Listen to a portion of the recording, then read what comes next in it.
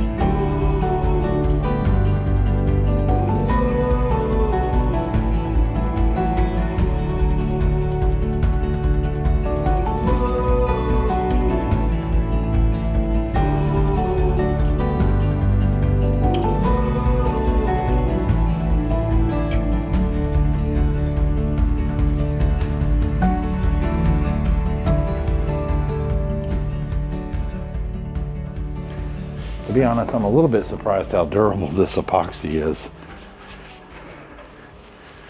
And I'm also only sanding it with 220, so, which is a pretty fine paper, but it's really surprising.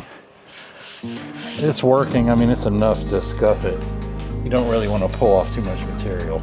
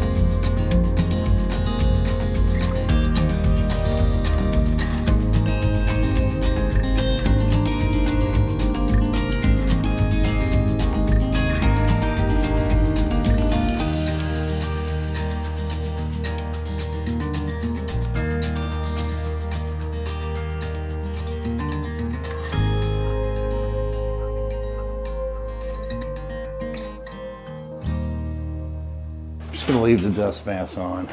I don't really need it with this stuff. It's not really that bad, but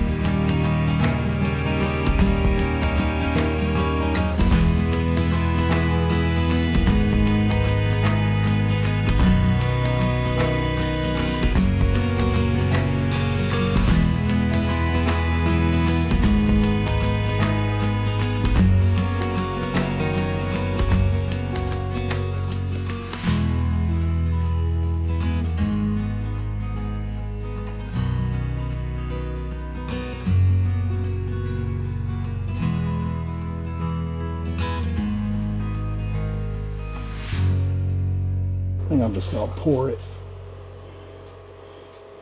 Ooh. Make it go a little bit faster.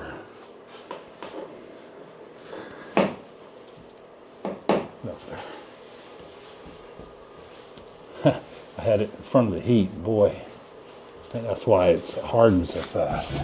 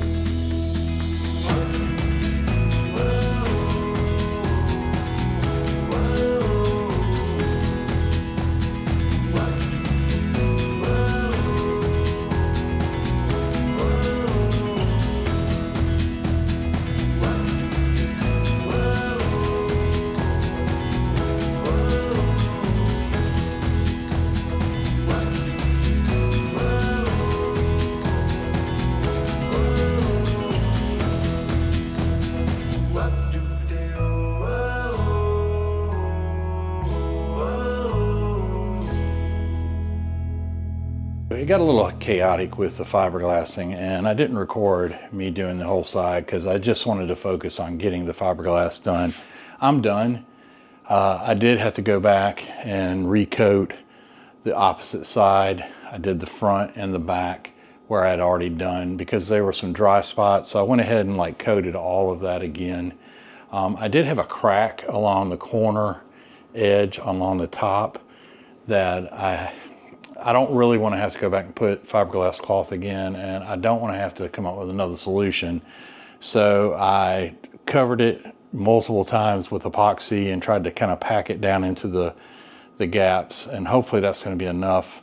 I'm going to have to go back and hit all of these corners again. All of these are I can look at them now, and I put a lot of epoxy on there to the point where it's like dripping off of the trailer. You see the drip in the floor. So I made a huge mess, but it got chaotic.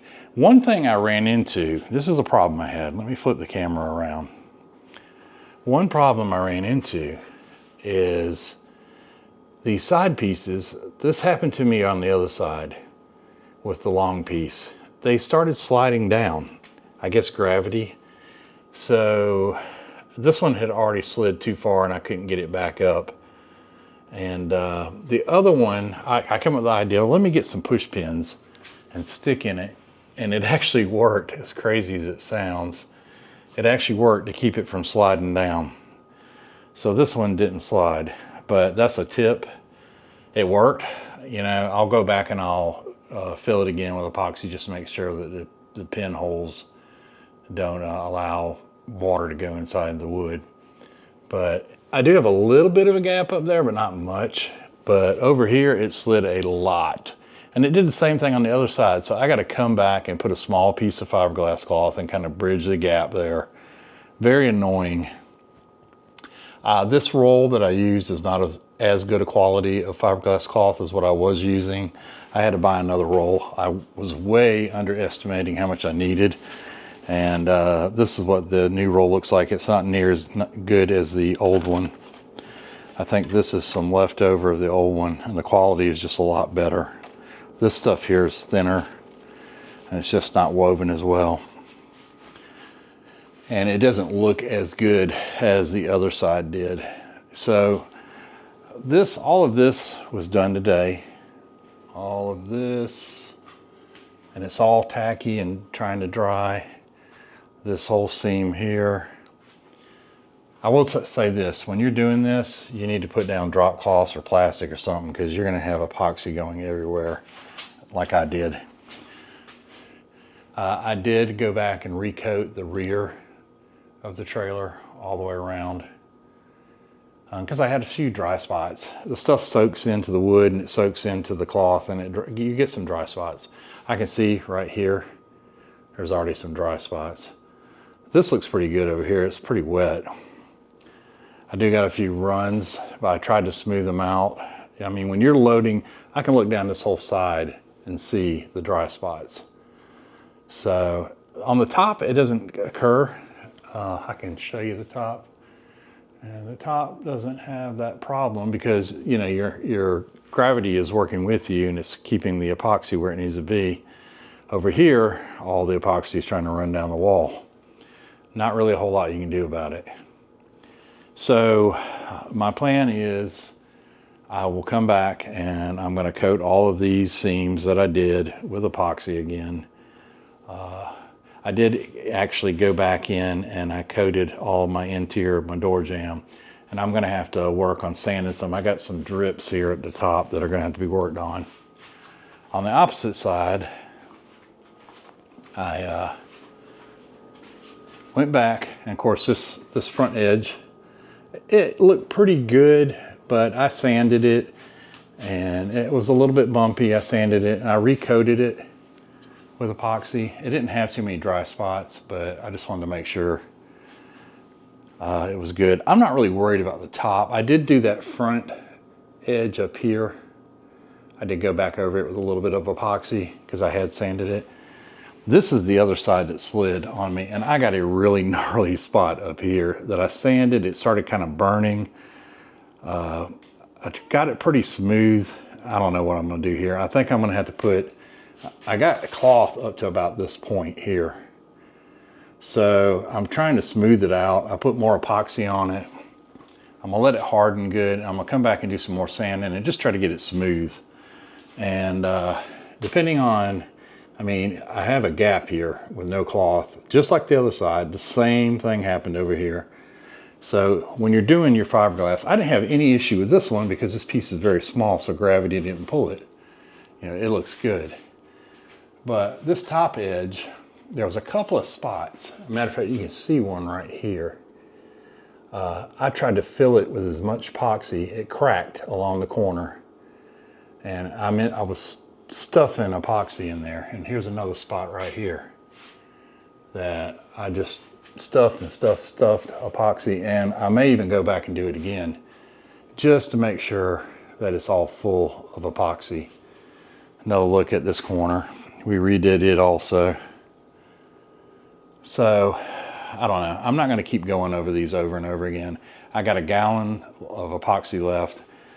I got to cover the other side again, the seams. I still have this part I haven't done, which I plan on doing once I flip the trailer over. I'll do it later. I could have done it today, actually, and probably should have done it today. And when I go to do the other side, I might go ahead and do that one. I may go ahead and finish that, so I don't have to worry about it. So that may get done when I go back and refill or redo the other seam. But, you know, it's not perfect. It is what it is. I do got some runs. You can see some runs on the front here. But I'm going to go over it with the coarsest sandpaper I got. And I'm going to try to knock all the runs down. I'm going to try to knock all the seams down some and make them as smooth as possible. And scuff everything up real good before we start painting. But we are far from that. We got to let this thing dry, and then I got to do some sanding where I'm going to be working again. I need to sand that spot there. I'm going to have to sand up here. I'm going to have to sand over here on the other side that I just did all those edges. You know, I got a lot of sanding to do. And then another round of epoxy. So we are at the point where we needed to flip our camper over, and we did it yesterday. We had a bunch of family come over and help us, and I set the camera up, and with all the excitement and everything going on, I forgot to press record. So we did get it flipped over. What we ended up doing was rolling the trailer out on the driveway, putting the blocks on the wheels to keep it from rolling. I took off the dolly off the tongue jack, and I used my floor jack and the trailer tongue jack to lift the trailer almost to the point to where it was touching the ground in the back. It was up pretty high, and we were able to slide the trailer off the back. And I will try my best to record us doing the opposite, flipping it back over. But we slid it off, and then we tilted it up, and it was sitting on the very end on the back. And we took the trailer, went around to the other side, and then laid it back down, upside down. So this is what it looks like. So this is what it looks like now. It is upside down on the trailer. You can see that's the actual roof. And this is the ceiling, which is down, and the floor, which is up. So everything is upside down. I'm going to take advantage of this time to take care of some things while I have it upside down. And it is strange looking to see it sitting on the trailer like this, but in order to finish the bottom, we had to do this. And I actually had planned it from the beginning that I was going to do this. So one thing I didn't plan, but I thought about it, and I said, you know what would be great right now and make it a lot easier since I'm working by myself on this, is to install the roof panels, so ceiling panels, while I have it upside down and let gravity help me. So that's what we are going to do. We're going to install our roof panels while this is sitting here like this. So the plan is today I'm going to be working on the bottom, and I'll show you that. take you up, and this is what the bottom looks like. If you didn't watch the first episode or second episode actually, where we were building our floor, we did not countersink all of our screws that didn't go down. So we're gonna have to do that first. I am only, I was gonna wood putty the joints on the bottom, but I'm not really worried about it. You're not gonna see it. I don't care what it looks like. So I'm not gonna wood putty the joints. There's only 2. So what I am gonna do is I'll just load them with a lot of epoxy and fill in the crack with the epoxy. Epoxy will work better anyways. And I will wood putty the screw heads just so I have a nice flat surface, but I'm about out of wood putty, so I'm running out of that, and I don't want to have to buy a whole lot more wood putty. So what we're going to do, we're going to route the bottom edges of our camper too, because we do have some spots like right in here that is sticking up a little bit higher. When we installed our wall or our side panels, they're not totally even, so we're going to come around and route out with the router, with the edge tool. We're going to cut all this excess material off all the way around and make it nice and flat with the rest of the trailer. We do have 2 areas that were blocked by the wheel wells that need to be epoxied, and this needs to be sanded as well, and that needs to be filled. So we're going to work on that too. We're going to address that while we're at it.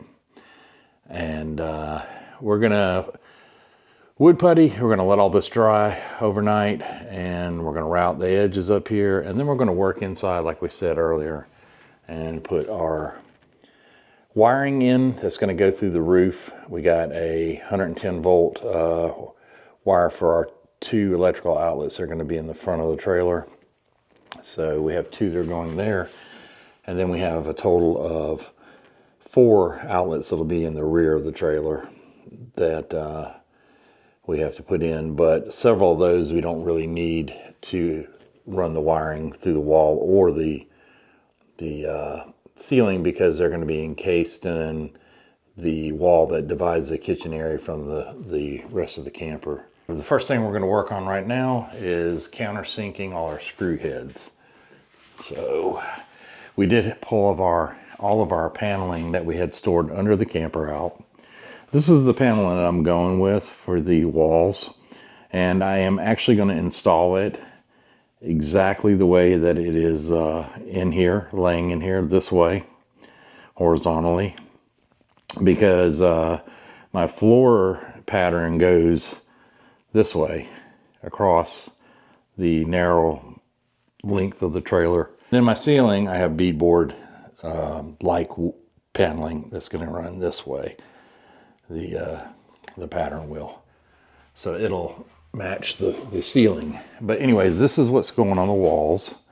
We have 5 sheets of it, and then for our ceiling we have this paneling that looks like beadboard, and that's going to go on our ceiling. I chose light colors because the camper is small.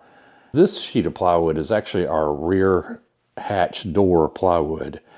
Now, we had bought wood that we were going to sandwich between this, and it turns out that that wood is not the correct thickness to get the thickness we need for the door. We need a door that is about 1 inch and almost 1.5 inches thick. Because actually it needs to be a little bit more than that total, because our door jamb here is almost exactly 2 inches deep. So our gasket is 1/4 inch. Actually, I'm sorry, it's 1/2 inch thick, but by my calculation, I want it to compress down to about half of that so I have a good seal. So I plan to make the door thick enough where it's going to push it down to about 1/4 inch, compress that gasket down to about 1/4 inch. So my door needs to be about roughly a little less than 1 3/4 inches, more like 1 inch and maybe 5/8, somewhere around there. So I got to find some wood that will make that thickness, along with the 2 pieces of plywood here that will be on either side of the door. Now this plywood is gosh, I want to say it's 5/16, I believe, is the thickness. Something like that. So together it's like 10/16. But anyways, a look at what we've got going on here. A little bit strange to see it upside down, but hey. Here we are. We got our putty knife. We got our wood putty. To save ourselves some time, because we're having to get up and down from the ladder, I'm going to go ahead and countersink each one of these and fill them while I'm here. So we got one. That's okay. This one right here definitely needs to be done.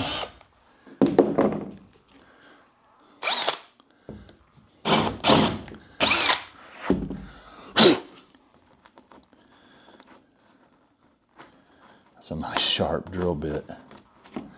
All right, put that one back in. I think that one's okay.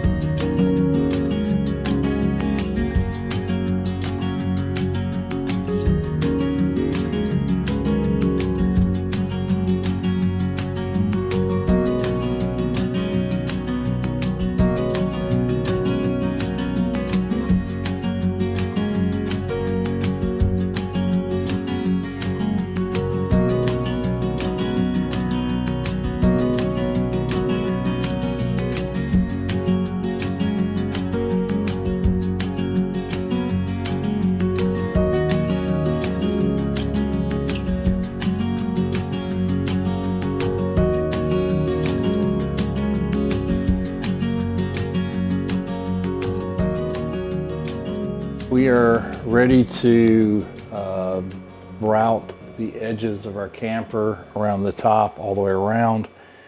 And once we finish that, we're going to start sanding. So let's get started with that.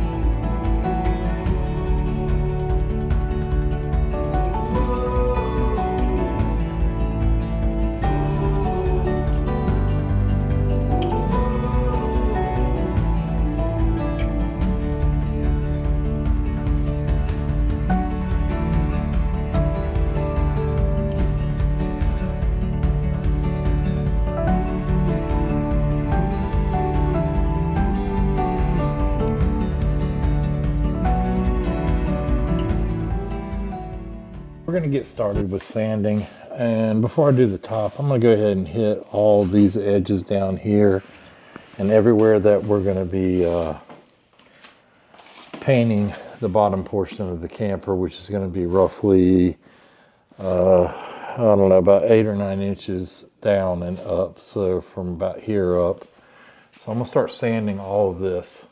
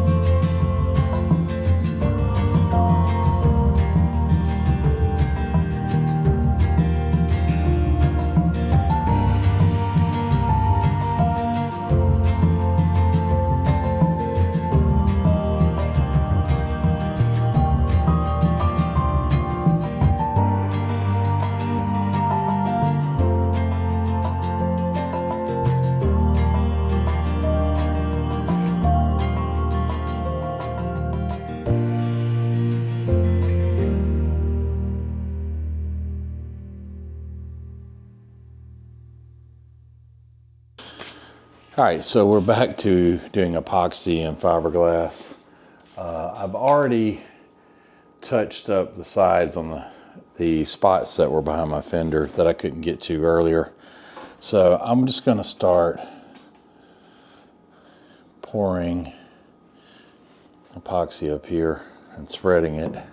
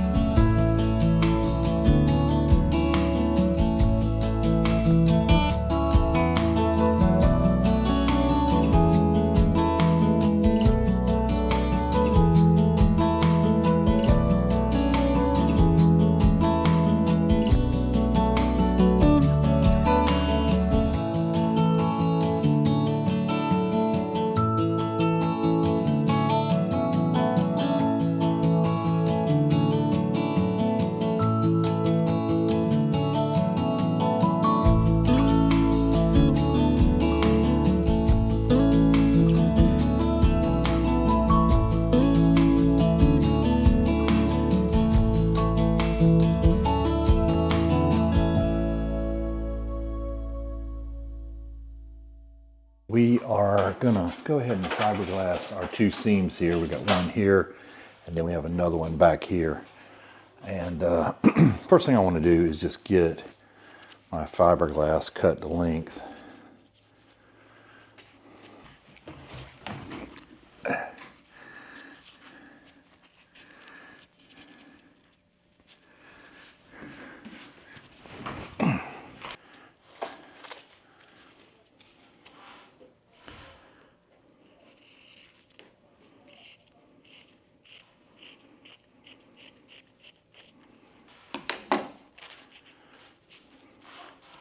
That looks pretty good, actually.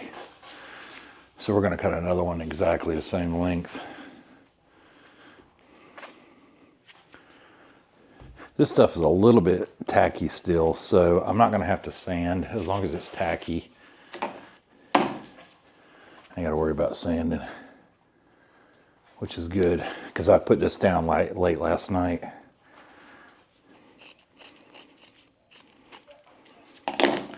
Still got a good bit left. I really don't like this cloth as much as the cloth I had before. Should have bought from the same supplier, but I didn't. All right, so what we're gonna do now is just set these aside, and we need to mix up some epoxy. I haven't showed this part of the process earlier, so I'm gonna show it now. So this is a 1-to-1 ratio. This is our epoxy resin. And we're going to go ahead and make a full batch here. Stuff's kind of thick. You can put it in hot water, like a bucket or your sink with hot water to kind of like make it a little more pliable, a little more liquidy, but it does. And we're down to about, with that, that one, we're down to about 1/3 of a bottle. I'm afraid we're going to run out of this. So it's basically 1-to-1. I just kind of eyeball it. And I'm just using some of my leftover shims that I bought. They say to mix it for about, I think 3 minutes is what it calls for. And to scrape the bottom and sides. So I just take the stick and just stir it, kind of knead it a little bit, up and down for a little bit. Try not to overfill the cup so I don't have it like dripping out the sides of it. It'll turn kind of white and milky at first as it starts mixing. Once it starts developing bubbles and starts clearing, that's when you know you've got it mixed good. So I just mix it until I see that. And you have maybe 15-20 minutes before it really starts setting up. If you mix it right, if you mix it half and half. And this stuff is still really tacky because my cup even's trying to stick to it.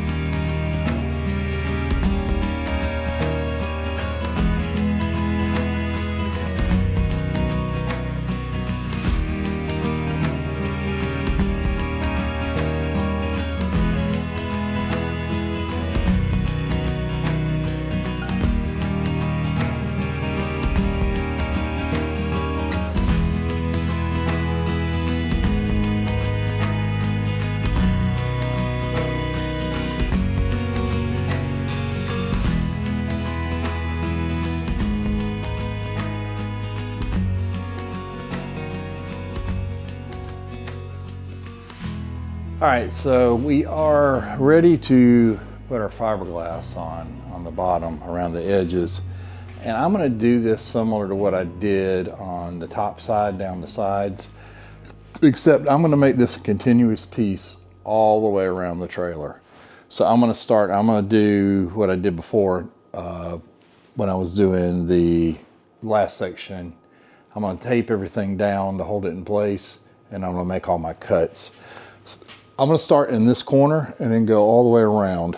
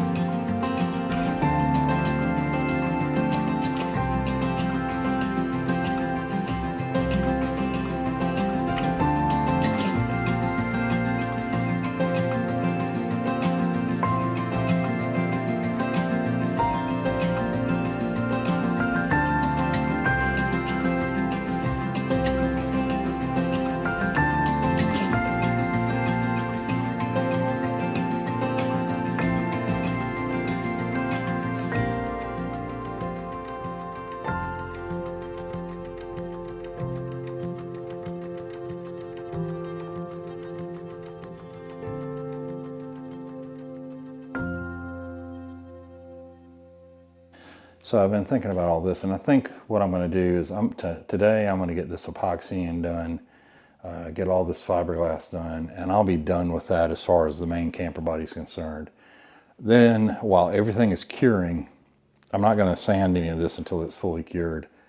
So I already have an idea what I'm going to do with my paint scheme. Of course, the bottom is going to be black with the bed liner covering, and the sides I'm going to go towards the front of the camper. It's going to be 6 inches from the bottom black.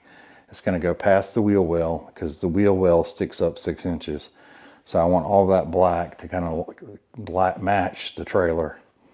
Then once I get past the wheel well, I'm going to do a slight angle down and to 4 inches, which is the thickness of the back bottom, so that I have a nice looking band of black around the bottom that's kind of has a design into it, but yet makes sense, and it kind of I might be overthinking it, but it makes sense and it'll look appealing.